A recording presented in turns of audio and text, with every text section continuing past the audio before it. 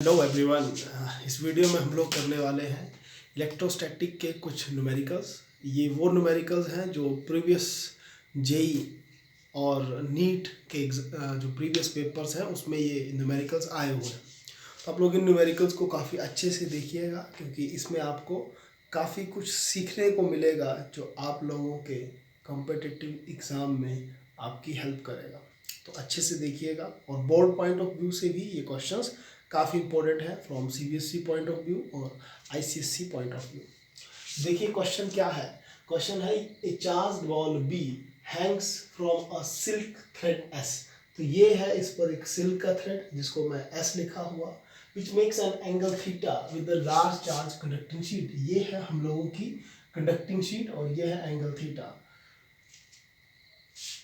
Large charge conducting sheet. The surface charge density sigma of the sheet is proportional to. हम लोगों को sigma का relation develop करना पड़ेगा और ए बी सी डी में से कोई आंसर देना होगा।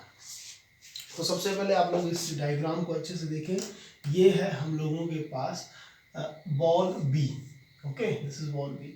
तो आपको पता होगा कि इसका कोई पर्टिकुलर मास होगा, और मास है तो एक डाउनवर्ड फोर्स लगती है हर ऑब्जेक्ट की। एक डाउनवर्ड डायरेक्शन में एक फोर्स लगती है उसके मास की वजह से, और वो फोर्स है mg। तो ये मैंने बना दिया वो कंपोनेंट mg। सेकेंड, अगर मैं सरफेस टेंशन, जो टेंशन की अगर बात करूं, जो इस स्ट्रिंग के ऊपर टेंशन क्रिएट होगी, वो हम लोगों को पता है कि जिस ऑब्जेक्ट की हम लोग बात करते हैं हमेशा उससे ऑपोजिट डायरेक्शन में है।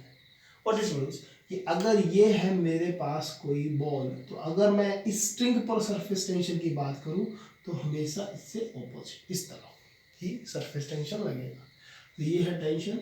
अब मैं इसके कंपोनेंट अगर बनाऊं तो ये इस तरफ एक कंपोनेंट, अगर ये एंगल थीटा है तो ये एंगल भी थीटा होगा, बिकॉज ये शीट और ये पैरेलल, और पैरेलल लाइंस को ये लाइन कट कर रही है, तो ये दो एंगल्स सेम होते हैं। Basic trigonometry, basic geometry. तो अगर ये t है तो ये होगा t cos थीटा, और इसी का एक कंपोनेंट इस तरफ आएगा, that is t sin theta. और इस तरफ क्या फोर्स लगेगी, क्योंकि अगर ये पॉजिटिवली चार्ज है तो इस बॉल, चार्ज है बॉल, इस चार्ज बॉल के ऊपर एक फोर्स लगेगी, electrostatic force, that is QE। तो अगर कुछ इक्वेशंस हम लोग डिराइव करें तो फर्स्ट इक्वेशन देखिए, that is t sin theta is equal to QE, और सेकंड देखिए ये कंपोनेंट्स t cos थीटा, ये upper side t cos theta is equal to mg। तो आप लोग डिवाइड कर लें, साइन ओवर कॉस, इन दोनों इक्वेशंस को डिवाइड करें, इक्वेशन 1 एंड इक्वेशन 2 डिवाइड करें तो ये t से t cancel, sine over cos is tan of theta is equal to QE over mg। और बेसिक फॉर्मूला आप लोगों को पता होगा कि इलेक्ट्रिक फील्ड किसी चार्ज्ड शीट की वजह से जो इलेक्ट्रिक फील्ड होती है, that is sigma over 2 epsilon nought, sigma over 2 epsilon nought. इधर से आप लोगों को सिग्मा का एक रिलेशन, डायरेक्ट रिलेशन मिल रहा है, इन सबको निगलेक्ट कीजिए। Sigma is directly proportional to tan theta. So sigma is directly proportional to tan theta, which means option C will be our answer.